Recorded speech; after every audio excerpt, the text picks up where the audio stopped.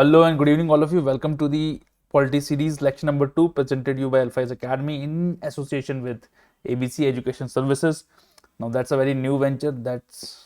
We welcome our first collaboration with ABC Education Academy that deals specifically with all the examinations in Uttarakhand, from UKPSC to UKSSC, covering all of the syllabus, and they will be coming up with their new series. But then we shall be studying polity.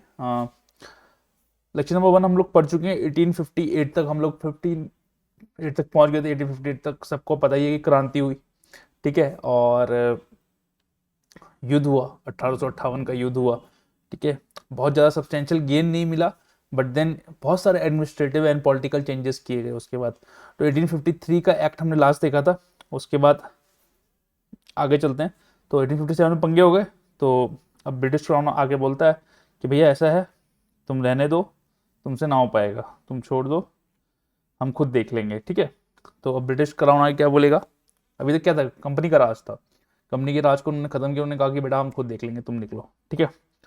अब जब उन्होंने ये कहा तो उसके लिए उन्हें act लाना पड़ा। तो उसके बाद जो 1857 के बाद जो सबसे पहले एक्ट आया, गवर्नमेंट ऑफ इंडिया एक्ट 1858 आया। उसका 3 काउंसिल एक्ट आएंगे। उसके बाद गवर्नमेंट ऑफ इंडिया एक्ट फिर 1919, 1935 एंड देन लास्ट में इंडियन इंडिपेंडेंस एक्ट 1947 आएगा। तो बहुत सारी चीज़ें हुई, वो हिस्ट्री का पार्ट है। तो 1858 में क्या हुआ? उन्होंने उसको बोला कि act for the good government of India, ठीक है। इंडिया में हम अच्छी गवर्नमेंट स्टैब्लिश करेंगे। उसके फीचर्स देख लेते हैं। तो जो गवर्नर जनरल था, अभी तक जो गवर्नर जनरल बना हुआ आ रहा था, उसको उन्होंने क्या चेंज कर दिया? देखो, नाम चेंज करते हैं बस अंग्रेज, नाम चेंज करके उन्होंने क्या कर दिया? उसको कर दिया वॉइस रॉय, कि भैया ये वॉइस रॉय होगा। तो फर्स्ट वॉइस रॉय कौन बने उसके बाद? लॉर्ड कैनिंग, ठीक है, लॉर्ड कैनिंग, ठीक है। जो सिस्टम ऑफ डुअल गवर्नमेंट हम पढ़ते हुए आ रहे थे कि कोर्ट ऑफ डायरेक्टर्स था, बोर्ड ऑफ कंट्रोल था कंपनी का, ठीक है, उसे अबॉलिश कर दिया उन्होंने कहा कि ठीक है, तुम्हारा हो गया, तुम निकलो, बस बहुत हो गया तुम्हारा, ठीक है। उसको उन्होंने अबॉलिश कर दिया, ठीक है भैया। और एक उन्होंने बोला कि एक ब्रिटिश कैबिनेट से हम एक नया ऑफिस बंदा उठाएंगे और उसके लिए हम एक नया ऑफिस बनाएंगे। उसको उन्होंने बोल दिया secretary of state. Secretary of state, उसको असिस्ट करने के लिए उन्होंने 15 मेंबर का काउंसिल बना दिया, ठीक है। अच्छा, ये जो नोट्स हैं आपको हमारे टेलीग्राम चैनल पे मिल जाएंगे, अल्फाइज एकेडमी के, प्लस एबीसी का जो टेलीग्राम चैनल उस पर मिल जाएंगे। और नहीं मिलते तो आप हमेशा कॉन्टैक्ट नंबर दोनों एकेडमी के दिए गए हैं नीचे, आप वहाँ पे मैसेज कर सकते हैं और अपने नोट्स वहाँ से ले सकते हैं। That is absolutely free of cost, ठीक है। और ये याद रखिए कि जो भी सीरीज़ हम बनाएंगे ये इन फुल बनाएंगे, ठीक है। मान लें पॉलिटी की सीरीज़ कर रहे हैं तो आपको पूरी पॉलिटी पढ़ाएंगे, बीच में से कहीं हम गायब नहीं होंगे। तो बहरहाल वापस आते हैं। तो एक नया ऑफिस बनाया गया सेक्रेटरी ऑफ स्टेट का, जो कि एक मेंबर था ब्रिटिश कैबिनेट का। 15 मेंबर की टीम बनाई कि आप असिस्ट करेंगे, ठीक है। जो सेक्रेटरी ऑफ स्टेट था ये बॉडी कॉर्पोरेट था, मतलब एक टाइप कॉर्पोरेट ऑफिस था। तो बॉडी कॉर्पोरेट का मतलब क्या हो सकता है कि आप उसको सू कर सकते हैं या वो आपको सू कर सकता है। एक टाइप का नेचुरल पर्सन, अगर किसने लॉ पढ़ी होगी तो एक नेचुरल पर्सन का कॉन्सेप्ट होता है, वैसे ही था, ठीक है, बॉडी कॉर्पोरेट। उसके बाद उन्होंने कहा ठीक है, 3 साल निकल गए, फिर आप अगला आया। अब हमारे काउंसिल एक्ट आने शुरू हुए। तो पहला काउंसिल एक्ट कब आया? 1861 में आया, ठीक है। तो अब 1858 के बाद क्या लगा कि यार मज़ा नहीं आ रहा है, इंडिया से कॉपरेशन हमें मिल नहीं रहा ज़्यादा, है ना, इंडिया से कॉपरेशन हमें मिल नहीं रहा ज़्यादा। तो उन्होंने कहा कि ठीक है यार, चलो कोई नहीं, कुछ तो करना पड़ेगा हमें। तो कुछ करने के लिए उन्होंने क्या किया? इंडियन काउंसिल एक्ट 1861 लाए। उसमें क्या किया उन्होंने? जो वाइसरॉय को, जो गवर्नर जनरल था वो बन गया था वाइसरॉय। वाइसरॉय को जो असिस्ट करती थी, एक टीम असिस्ट करती थी, ठीक है। उन्होंने अभी तक जो है उसमें सिर्फ अंग्रेज थे, ठीक है, ब्रिटिशर्स थे। उन्होंने क्या किया कि उसको बड़ा करते हैं, ठीक है। इसको उन्होंने बड़ा किया और बोला कि अब हम जो है कुछ इंडियंस को as a non official member भी नॉमिनेट करेंगे। तो अब ये कहानी चलती रहेगी 1909 तक, ये 1919 तक ये कहानी चलती रहेगी नॉन ऑफिशियल ऑफिशियल मेंबर्स की। तो 1861 की काउंसिल एक्ट में क्या हो गया कि इंडियंस को ला दिया गया as a non official member, ठीक है। तो 3 लोग आए उसमें, एक राजा ऑफ बनारस, एक महाराजा ऑफ पटियाला एंड एक सर दिनकर राव, ठीक है। इन 3 लोगों को as a non official member nominate कर दिया गया किसके? वाइसरॉय के एग्जीक्यूटिव काउंसिल में, ठीक है। यहां से कहानी अभी तक क्या था? सेंट्रलाइजेशन पे फोकस था। 1861 के काउंसिल एक्ट से जो है डिसेंट्रलाइजेशन की कहानी भी शुरू होती है, ठीक है। तो उन्होंने याद है कि जो बंगाल के अंदर बॉम्बे और मद्रास की रेजिडेंसी उसको प्रोविंसेस की ओर डाल दिया था। बंगाल जब governor general of Bengal governor general of India बना दिया गया था, ठीक है। तो अब क्या हुआ? Legislative powers of Bombay and Madras presidency were restored, बोला कि आप लोग जो है अलग है, ठीक है। न्यू लेजिस्लेटिव काउंसिल्स बनाए गए, पहले बंगाल में कब, 1862 में, देन नॉर्थ वेस्टर्न प्रोविंसेस में 1886 में, एंड पंजाब में 1897, ठीक है। उसके बाद पोर्टफोलियो सिस्टम लॉर्ड कैनिंग ने 1861 में लाया। भाई पोर्टफोलियो सिस्टम क्या होता है कि एक काउंसिल ऑफ मिनिस्टर को एक डिपार्टमेंट दिया जाता है, बहुत सारे डिपार्टमेंट दिए जा सकते हैं, है ना। आज भी ये पोर्टफोलियो सिस्टम चालू है। तो इसको किसने इंट्रोड्यूस किया था, लॉर्ड कैनिंग ने, ठीक है। वाइसरॉय को ऑर्डिनेंस की पावर दे दी गई। भाई ऑर्डिनेंस क्या निकालता था उस समय वाइसरॉय, अभी तो खैर आज के समय में तो काउंसिल ऑफ मिनिस्टर्स की इजाजत लेनी पड़ती है, बट देन उस समय जो था अपने एग्जीक्यूटिव काउंसिल के कंकरेंस के बगैर जो है वाइसरॉय जो है ऑर्डिनेंस निकाल सकता था, और इसकी अवधि कितनी होती थी, इसके जो सीमा होती थी या इसका जीवन होता था वो 6 महीने का होता था, 6 मंथ्स के लिए होती थी, ठीक है। उसके बाद ठीक है भाई निकल गए, मतलब लगभग 30 साल निकल गए, 31। देन इंडियन काउंसिल एक्ट 1892 आया। अब ये मैं क्या कह रहा हूँ कि नॉन ऑफिशियल ऑफिशियल की मेजोरिटी एग्जीक्यूटिव काउंसिल में कहानी चलती रहेगी।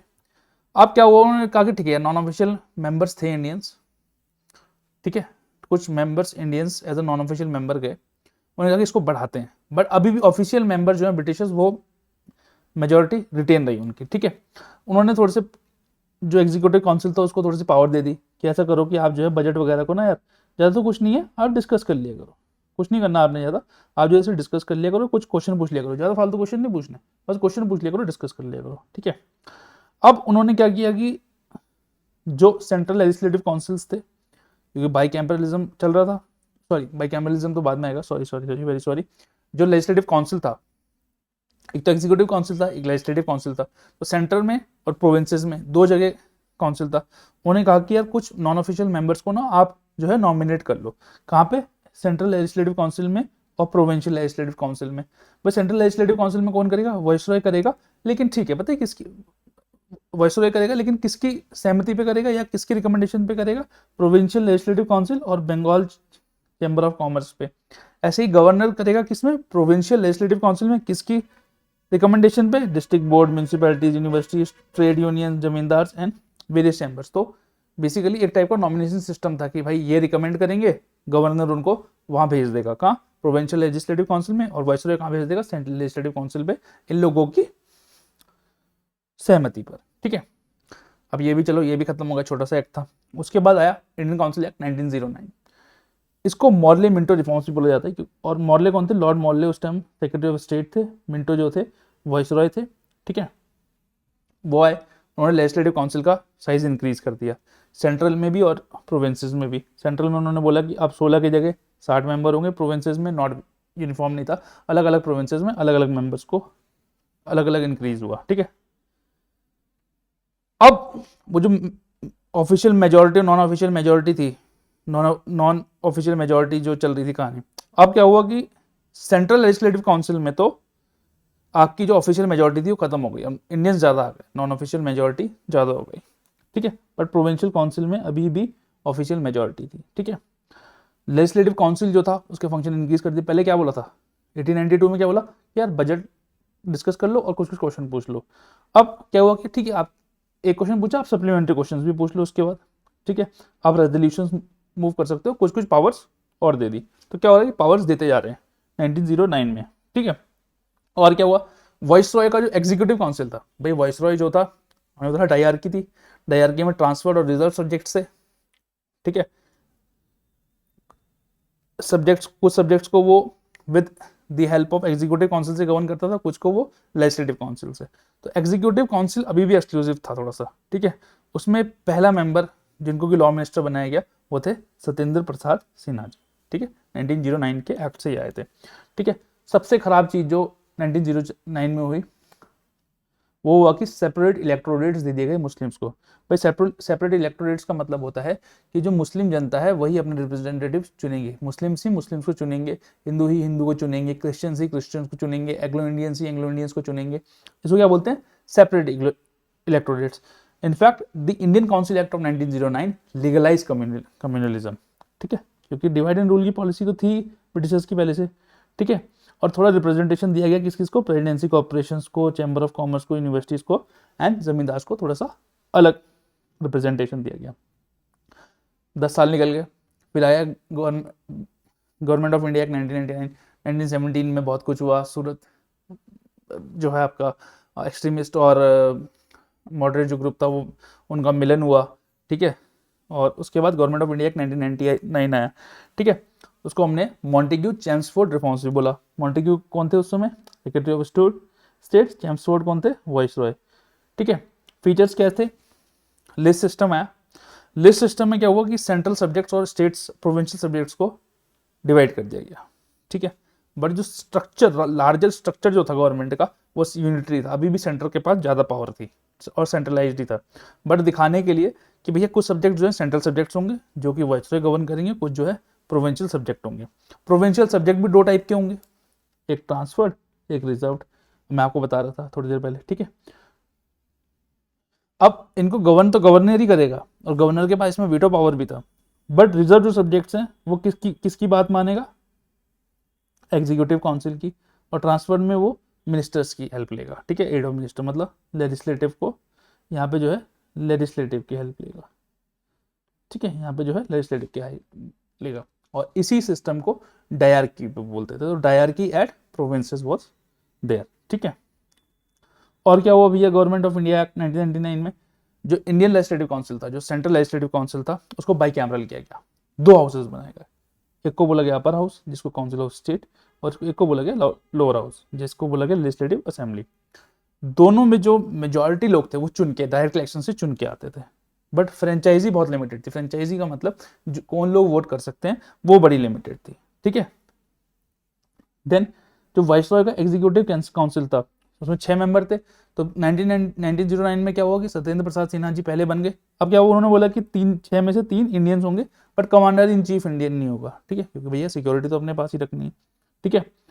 अब क्या हुआ कि 1909 में मुस्लिम्स को सेपरेट इलेक्टोरेट्स दे दिए थे। उन्होंने कहा कि यार मजा नहीं आ रहा है, डिवाइड नहीं हो पा रही कंट्री, और डिवाइड करो। ऐसा करो 6 Indians, Christians, Anglo Indians, Europeans, इन सबको अलग से सेपरेट इलेक्टोरेट दो। तो और बैल्कनाइजेशन ऑफ स्टेट हो गया, बैल्कनाइजेशन ऑफ पॉपुलेशन हो गया, ठीक है।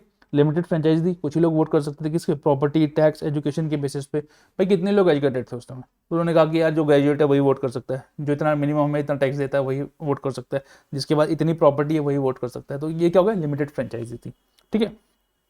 उसके बाद एक ऑफिस ऑफ हाई कमिश्नर बनाया गया लंदन में, एक पब्लिक सर्विस कमीशन बनाया गया CPSC 1926 में। और 1935 के एक्ट से, जब हम इसके बाद जो अगला एक्ट बनेंगे गवर्नमेंट ऑफ इंडिया एक्ट 1935, जो कि बहुत इंपॉर्टेंट एक्ट है, आज के समय में भी उसकी बहुत सारी जो कहानी है वो आज भी चलती है। तो यहाँ पे तो सेंट्रल पब्लिक सर्विस कमीशन बनाया गया, वहाँ पे provincial public service commission plus joint public service commission भी बनाया जाएगा, ठीक है। बजट को सेपरेट किया गया and appointment of statutory commission. Appointment of statutory commission मतलब कि into the working of Indian government में एक कमीशन बनाया जाएगा और उस कमीशन का नाम होगा साइमन कमीशन। क्योंकि साइमन कमीशन में कोई भी इंडियन मेंबर नहीं था, उसका बॉयकॉट किया। साइमन भैया जैसे ही इंडिया आए, साइमन गो बैक के नारे लगने चालू हो गए। 7 मेंबर कमीशन था, कोई भी ब्रिटिशर्स नहीं था। लाठीचार्ज में लाला लाजपत राय जी की भी मौत हो जाती है और एक आग लग जाती है, और यही था इंडियन स्टैट्यूटरी कमीशन। और इसी की रिकमेंडेशन पे जो है गवर्नमेंट ऑफ इंडिया एक्ट 1935 लाया जाएगा आगे, ठीक है। बची कुची कसर रैम से मैकडोनल्ड थे 1932 में, उन्होंने कम्युनल अवार्ड निकाल दिया। उन्होंने कहा कि डिप्रेस्ड क्लास को भी सेपरेट इलेक्टोरेट देंगे। गांधी, उसके बाद गांधी अम्बेडकर पैक्ट होता है पुनः की जेल, यरबड़ा जेल में, और वहाँ पे जो है उसको सॉर्ट आउट किया जाता है, उनको सेपरेट इलेक्टोरेट की जगह रिजर्वेशन दिया जाता है, बट वो कहानी अलग है। अब आया साइमन कमीशन की रिपोर्ट पे जो है गवर्नमेंट ऑफ इंडिया एक्ट 1935 आता है। सबसे पहले वो बोलते हैं कि ऐसा करेंगे कि एक ऑल इंडिया फेडरेशन बनाएंगे। वो फेडरेशन कौन कौन बनाएगा? उसमें हम प्रोविंसेस और प्रिंसली स्टेट्स बना लेंगे मिलके। लेकिन सच बात ये थी कि फेडरेशन कभी बना ही नहीं, क्योंकि प्रिंसली स्टेट्स ने कभी ज्वाइन ही नहीं किया, ठीक है। ये समझ लीजिए आप, ये फेडरेशन कभी बना ही नहीं था, बट इसका प्रोविजन था गवर्नमेंट ऑफ इंडिया एक्ट 1935 में, इसलिए हम इसको पढ़ते हैं। बट ये फेडरेशन कभी भी लागू नहीं किया, बना ही नहीं, क्योंकि प्रिंसली स्टेट्स ने मना कर दिया कि हम इसको ज्वाइन नहीं करेंगे।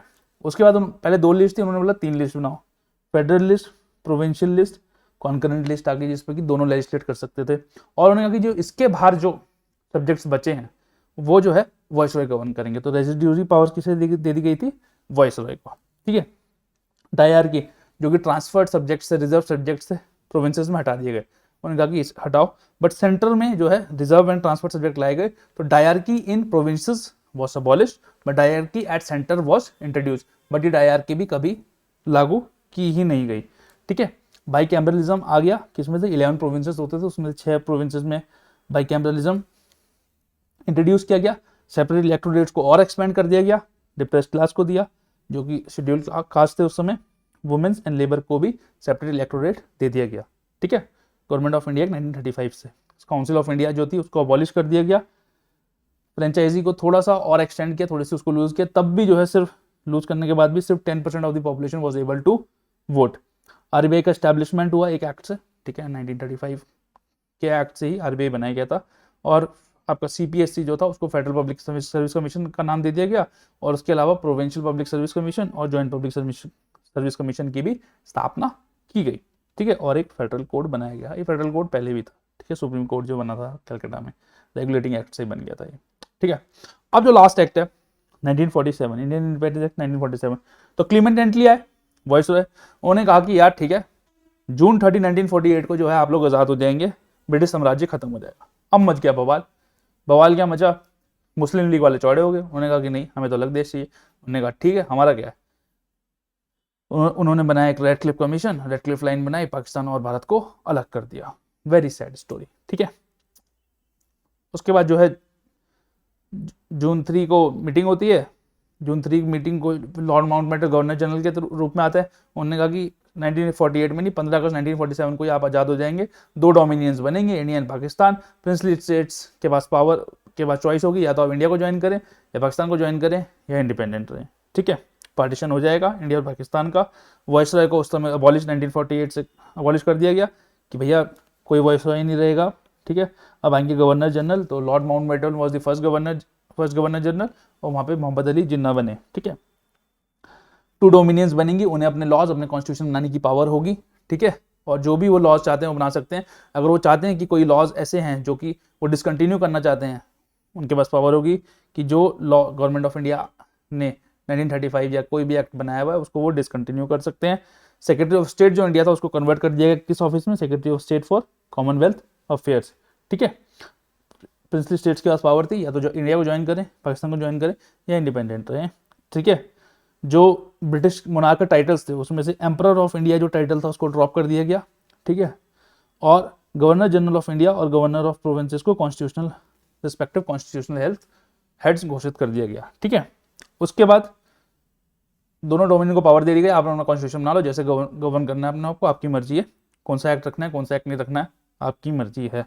And then at the stroke of the midnight of 1415 midnight, India became independent, and the then Governor General Lord Mountbatten ने जवाहरलाल नेहरू जो कि फर्स्ट प्राइम मिनिस्टर बने इंडिपेंडेंट इंडिया को, उनको शपथ दिलाई। ठीक है, तो इतना था। इसके बाद मेकिंग ऑफ द कॉन्स्टिट्यूशन पे आएंगे। हिस्टोरिकल बैकग्राउंड में इतना ही, 2 पार्ट में। Thank you very much for watching. Take care, please do not forget to subscribe alpha IAS Academy and ABC Education Academy. Phone number of both of the institutes is given in the comment box, and if you have any suggestion and comments, feel free to tell us in the comment box. Till then, take care, bye bye, I shall see you soon.